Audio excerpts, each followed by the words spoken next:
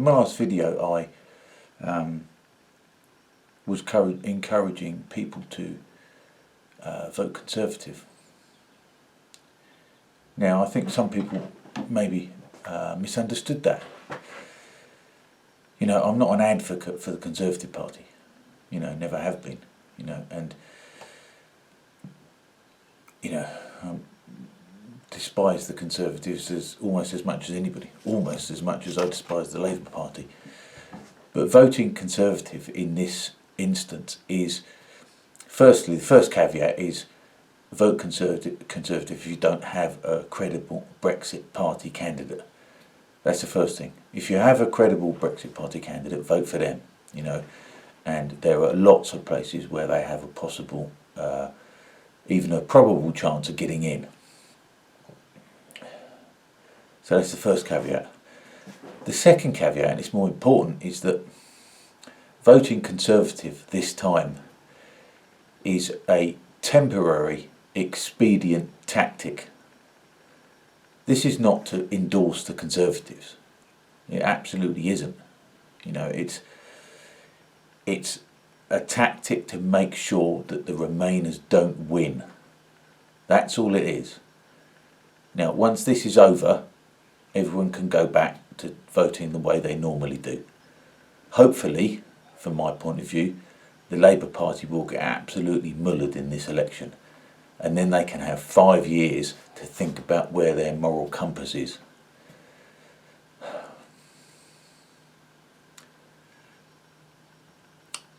So like I say, this is not an endorsement of the Conservative Party. When Matt Hancock says everybody loves Boris, you know, he's deluding himself. Now, if I met Boris, you know, I would probably, on a personal level, you know, probably think that he's a reasonably nice bloke. But this isn't personal, and voting Conservative is just a tactic. You know, the Brexit, this whole Brexit fiasco, is a possibility to really change the voting system and to break up the two-party state. It really is that is the real opportunity of this. And once that's broken, there are all sorts of other things that are possible. So I just wanted to make it clear that I'm not a supporter of the Conservative Party. I have supported them in the past. I have supported the Labour Party. You know, neither are very satisfactory. But now we have a choice. We have a choice to do something different. Now, for the moment, the only way to make sure that the Remainers don't win in constituencies where there's no Brexit Party candidate is to vote for the Tories. You know, say you hate the Tories, so what? It doesn't matter if you hate the Tories. It doesn't matter. It only matters that you hate Labour and the Lib Dems more.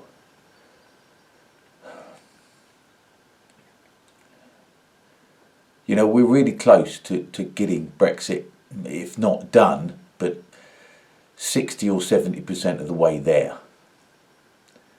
Now, I know Boris's deal isn't fantastic, and it's only a bit better than May's deal, but it's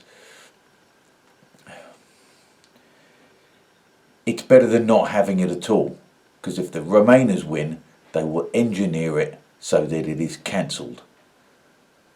Now, I don't care if you hate the Tories. You know, it doesn't matter. I hate the Tories.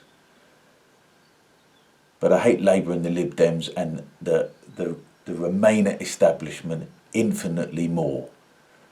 And this is all this is. You know, I've been reading worrying reports about people because they're so disgusted they won't vote, which is just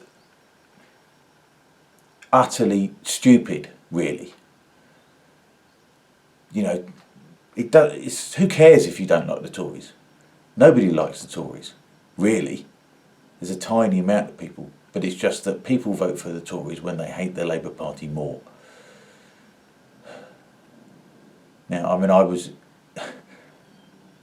I had a discussion with my youngest yesterday trying to encourage her to vote. It didn't work. Where I live, it doesn't matter. The Tories are going to get in. partly because there's no Brexit candidate, and partly because it's a Tory area.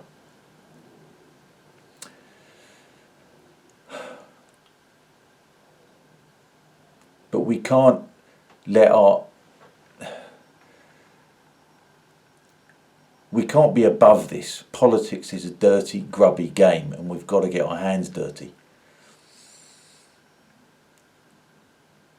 We know that the other side, the Remainer side, will stop at nothing to cancel Brexit. We know that they'll do that. And we have to fight as dirty as they do. And if that means voting for people we hate so that the people that we despise don't get in, then so be it.